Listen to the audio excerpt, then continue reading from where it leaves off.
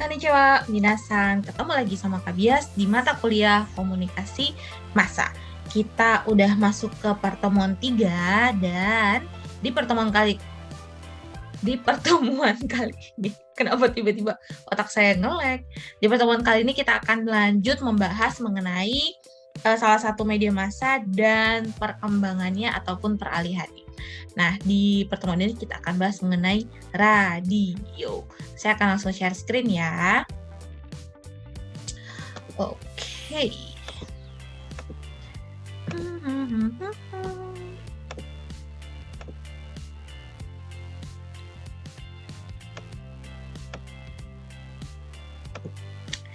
Oke, kita di minggu ini akan membahas mengenai radio dan rekaman. Jadi sekarang tuh industrinya kan ini sangat berkaitan ya antara industri radio dan industri rekaman audio. Jadi kita akan bahas bareng-bareng. Kenapa tidak mau berjalan ya? Oke. Sebelum kita mulai, saya mungkin mau tanya dulu yang tinggal dijawab aja sih sama teman-teman. Teman-teman yang ada di kelas ini atau yang ada di mata kuliah komunikasi massa ini masih dengerin radio nggak sih? Kalau masih dengerin atau ada mungkin yang ngikutin radio misalnya, menurut teman-teman seberapa besar sih perubahan radio di era digital sekarang? Apakah orang-orang memang sudah tidak mendengarkan lagi yang namanya radio analog gitu ya? Semuanya pindah ke digital atau gimana? Teman-teman sendiri gimana? Apakah masih ada yang mendengarkan radio lewat radio antena gitu ya, yang masih disebarkan lewat FM, AM dan sebagainya? Coba saya pengen tahu deh, kalau teman-teman bisa share, coba sharing di kolom komentar ya terkait permasalahan ini.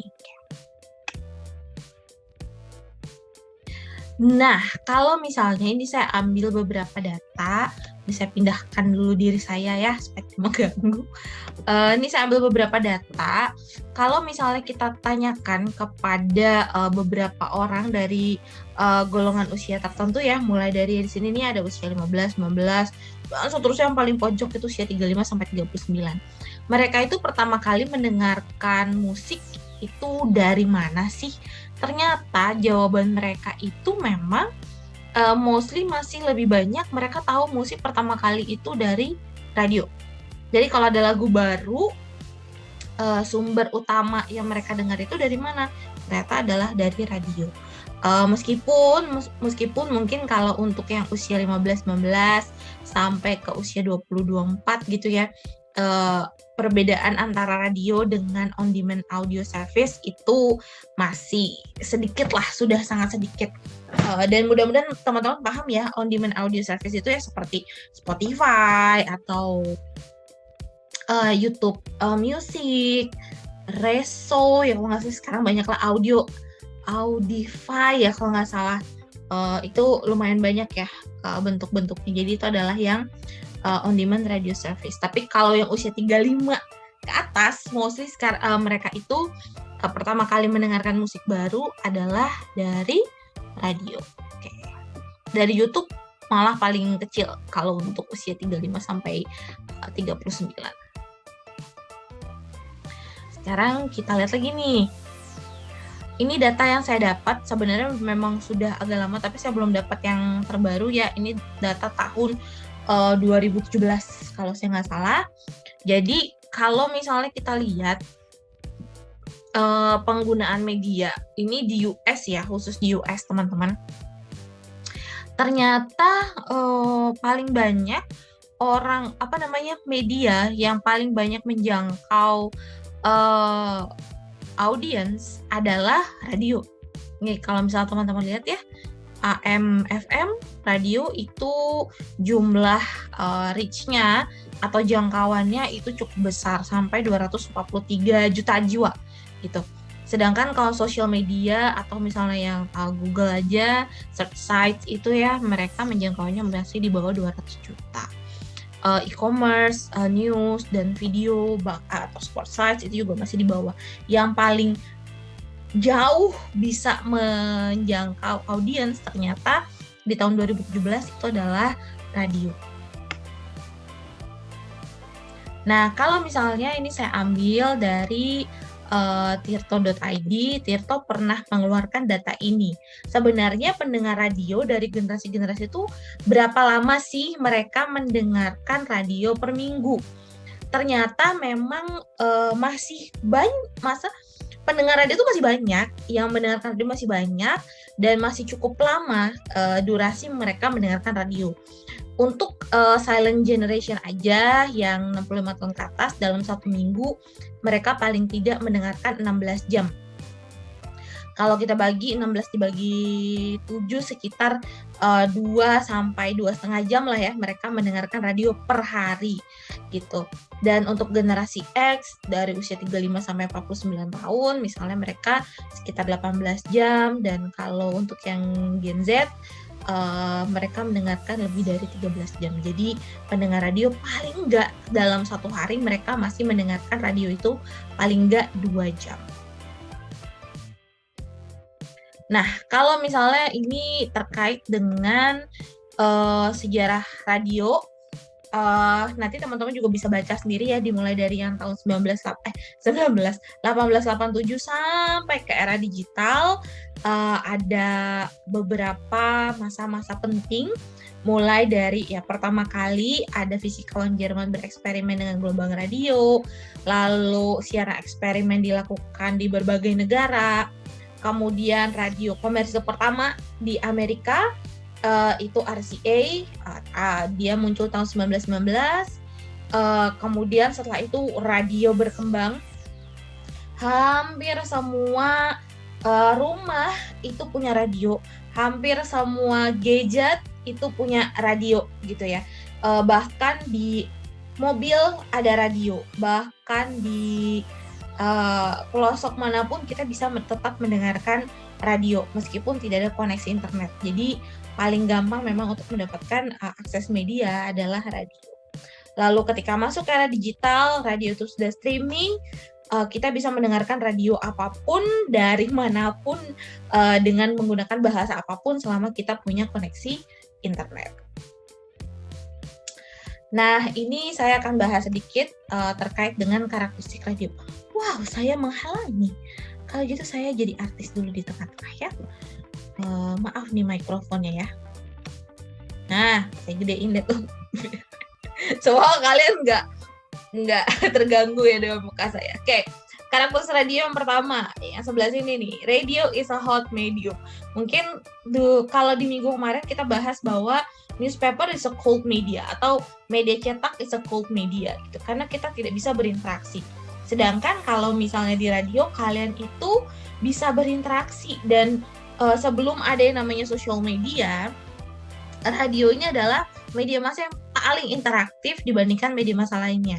Kalian bisa teleponan sama si siapa penyiarnya, kalian bisa SMS, banyak deh hal-hal yang bisa dilakukan, bentuk interaksi yang bisa dilakukan dengan lewat media ini. Kemudian ini yang belum bisa belum tergantikan sama media lain kalau menurut saya. Ini supplemental. Radio itu bisa didengerin di mana aja, kapan aja, ketika kita mengerjakan hal lain. Kalau misalnya kalian baca surat kabar atau baca majalah misalnya sambil dengerin berita, kayaknya agak susah ya. Nggak konsen gitu dua-duanya. Kalau misalnya teman-teman masak sambil baca majalah, repot juga gitu kan, harus bolak-balik. Tapi kalau radio bisa sambil masak, bisa sambil nyetir, bisa sambil belajar, bisa sambil melakukan kegiatan di kamar mandi mungkin gitu. Jadi radio ini salah satu media yang memang menyenangkan untuk kita gunakan atau kita konsumsi ketika kita melakukan kegiatan lain. Jadi nggak harus fokus banget sama si radionya. Kemudian radio itu nih yang ketiga, dia level aktualitasnya tinggi. Jadi radio itu bisa melaporkan kejadian apa saja, kapan aja, di mana aja, selama ada telepon. Tiba-tiba ada kecelakaan, telepon. Ada kemacetan, telepon. Ada apapun itu di jalan, tiba-tiba kejadian atau ada gempa dan lain sebagainya, bisa langsung telepon. Gampang banget. Kenapa? Karena radio nggak butuh gambar. Beda sama TV. Kalau TV si siapa namanya, reporternya belum nyampe lapangan, kameramennya itu belum bisa ngambil gambar, nggak bisa mereka nyampein kabar apapun gitu, susah. Tapi kalau radio, selama ada telepon, cus, langsung kita bisa melaporkan langsung dari lapangan. Kemudian yang keempat, karakteristik radio adalah intimacy and interpersonal. Radio itu adalah media yang akrab banget sama pendengarnya. Jadi siapapun pendengarnya biasanya itu punya radio favorit atau bahkan punya yang namanya penyiar favorit. Karena mereka ngerasa akrab, ngerasanya kayak nongkrong bareng gitu loh, ngobrol sama penyiar radionya. Saya nggak tahu kalau misalnya di generasi teman-teman sekarang seperti apa kebiasaan ketika mendengarkan radio misalnya, tapi kalau saya adalah orang yang suka banget sama radio, suka ngedengerin radio. Bahkan dulu salah satu cita-cita saya adalah pengen jadi penyiar radio. Kesampaian walaupun gak lama, karena at the end of the day saya lebih suka ngajar. Akhirnya ya udah, yang penting udah punya pengalaman jadi penyiarnya. Prambors pernah, RRI pernah gitu ya. Jadi dan di situ yang sebenarnya agak susah untuk dimiliki oleh media lain, yaitu keakraban. Mungkin kalau misalnya teman-teman sering ngedengerin radio gitu ya, pasti punya penyiar favorit. Saya dulu suka banget sama Rudy Dahlan misalnya, salah satu penyiar dari female radio. Mungkin kalau teman-teman sekarang siapa ya dia suka ya, kalau suka dengar Prambors mungkin sukanya sama si Desta Gina gitu ya. Kalau yang suka dengerin Mustang mungkin suka sama, ada masanya tuh dulu Bedu, Rico Ceper dan lain sebagainya. Oke, jadi itu salah satu hal yang sulit banget dibangun oleh media lain, yaitu keakraban, intimasi. Kayak ngobrol sama sahabat sendiri kalau dengerin penyiar lagi ngobrol. Makanya kadang-kadang jadi penyiar tuh suka ada aja yang ngirimin makanan lah, ada yang ngirimin hadiah lah, ngajakin kemana lah, ngajak ketemuan, karena berasanya kayak teman dekat. Oke. Kemudian karakteristik radio yang kelima adalah auditori.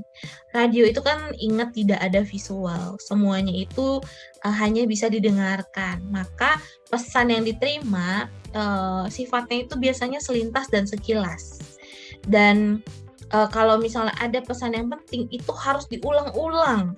Kadang-kadang harus diulang berkali-kali untuk pesannya itu nyampe ke pendengarnya. Karena kalau cuma sekali, belum tentu pendengarnya itu bisa langsung menerima. Karena dia memang hanya auditori, pesannya itu pasti hanya selintas dan sekilas.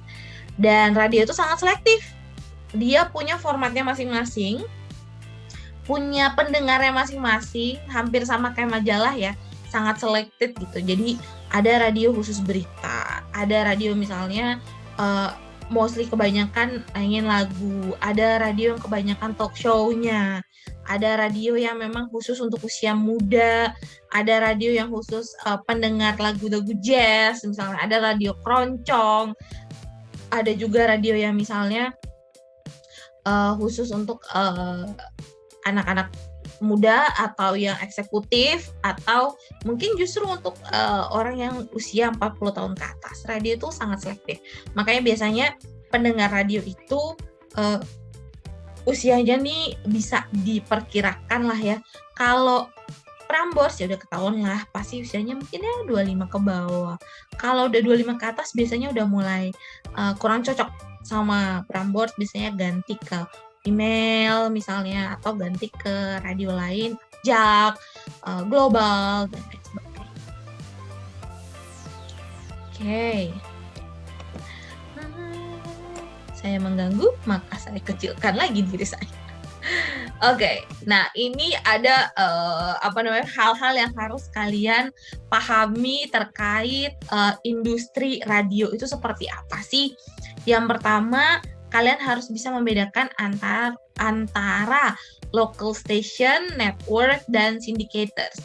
Jadi kalau misalnya radio lokal, ya dia beroperasinya memang hanya di satu wilayah saja, satu desa, satu kota. Biasanya maksimal itu jangkauan radio paling jauh itu satu kota. Jadi kalau misalnya nih kalian dengerin Gen FM misalnya 98,7 di Jakarta, terus tiba-tiba kalian perjalanan menuju puncak misalnya atau kalian mau ke Cianjur gitu ya, nyampe puncak, loh kok ini dangdut gitu, kenapa Kemal jadi dangdutan? Jadi udah berubah karena jaringannya itu hanya bisa dipancarkan itu maksimal ya wilayahnya adalah satu kota. Itu pun sebesar-besarnya kalau radio kita sekarang dia di wilayah Jabodetabek. Nah, terus karena suka ada pertanyaan, Kak, tapi saya di Bandung ada Prambors misalnya, di Jogja ada Prambors, di Makassar ada Prambors, itu gimana ya Kak? Nah itu yang namanya net atau network. Jadi ada namanya radio network nih. Kalau radio network, jadi biasanya si Prambors misalnya dia akan punya radio cabang di kota-kota besar lainnya supaya menjangkau. Jadi Prambors itu nggak cuma didengar di Jakarta, tapi bisa didengar juga di Medan, Surabaya dan lain sebagainya misalnya. Dengan catatan kalau network biasanya dia ada acara-acara itu radionya memang Prambors, semua namanya Prambors. Ada acara-acara utama di mana semua di-relay ke seluruh kota gitu ya. Misalnya acara paginya si Desta dan Gina, kalian mau dimanapun, kalian bisa dengar mereka berdua. Tapi lewat dari jam 10 misalnya, acaranya akan dikembalikan ke lokal masing-masing. Bahasanya juga mungkin bisa juga disesuaikan gitu ya. Di Bandung ya mungkin Pramborsnya ngomong Sunda gitunya. Kalau misalnya di Makassar ya mungkin Pekareba gitu. Itu yang namanya networks. Nah, bedakan lagi dengan yang namanya radio sindikasi. Kalau radio sindikasi misalnya radionya itu membeli program dari radio lain, atau misalnya dia membeli program dari radio di dalam negeri maupun di luar negeri. Misalnya Prambors itu dia suka sindikasi acara yang itu Sabtu Minggu apa yang namanya ya? Saya lupa, Top 40 Asia Top 40 gitu.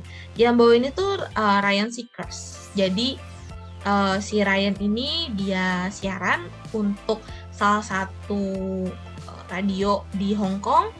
Siarannya itu terkait musik-musik yang paling populer di Asia untuk minggu tersebut. Nah, itu diambil sama Prambors. Jadi Prambors beli untuk ditayangkan di radionya Prambors. Itu namanya radio sindikasi. Ada yang sindikasinya itu mungkin hanya 1-2 program, ada yang sindikasinya itu full. Jadi ya udah pokoknya gue plek-plekan ngambil semua acara dari radio lu ya gitu. Itu yang namanya radio sindikasi. Jadi tolong bedain ya teman-teman ya antara local station, network station, dan syndicators atau radio sindikasi.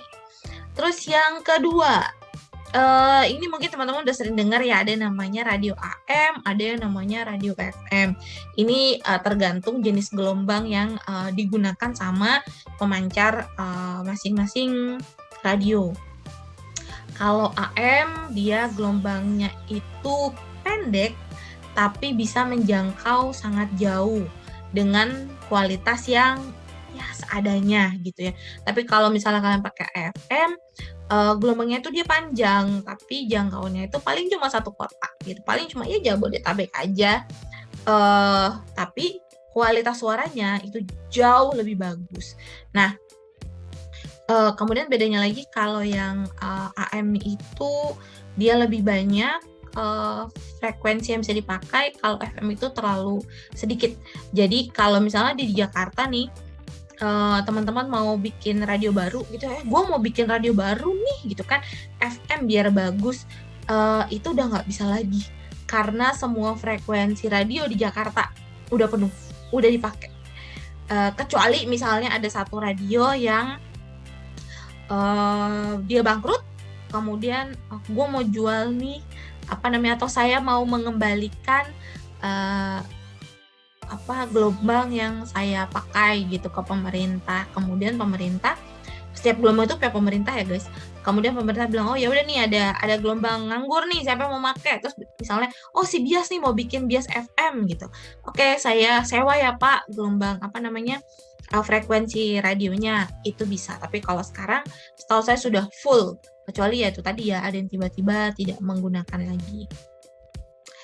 Terus setiap radio itu punya format siaran mereka masing-masing. Ada radio yang formatnya itu musik, jadi memang lebih banyak isi dari siarannya itu adalah musik gitu. Dan kayaknya kebanyakan sekarang kalau di Jabodetabek itu ya memang formatnya format musik ya.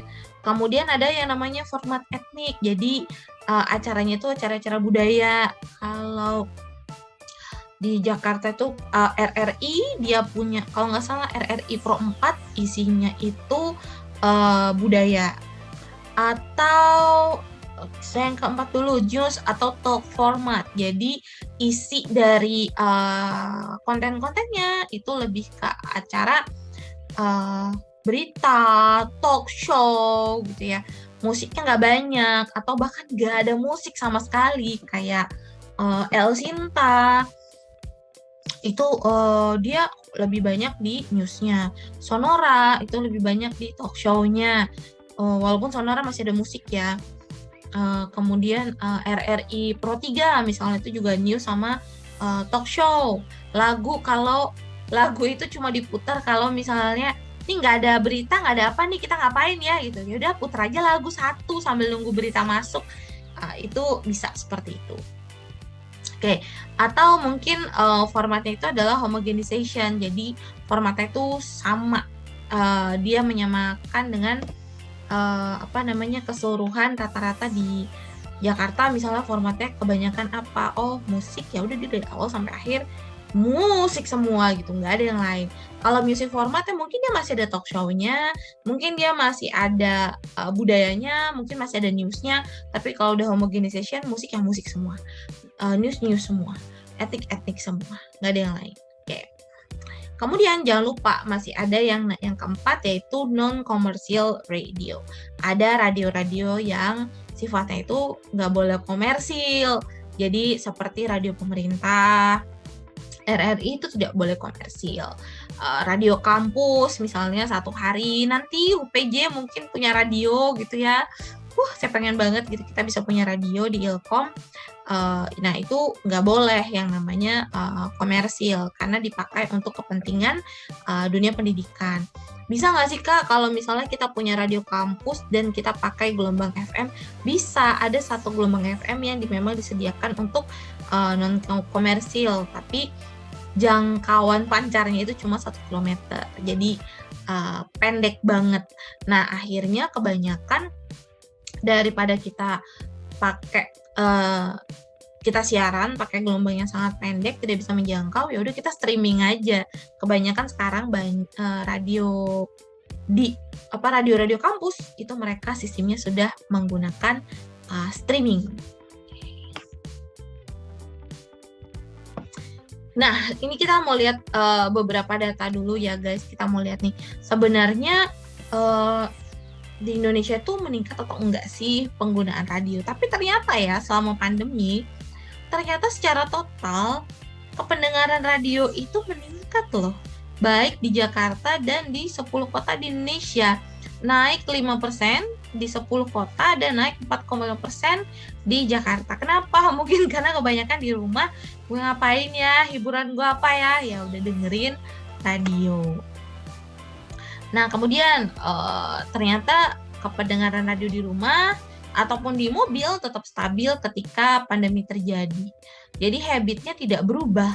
Orang tetap mendengarkan radio baik di rumah ataupun di mobil. Dan platform yang paling banyak digunakan untuk mendengarkan radio untuk usia 25-34 tahun adalah handphone. Saya kira mobil loh, tapi ternyata masih banyak yang mendengarkan radio di handphone.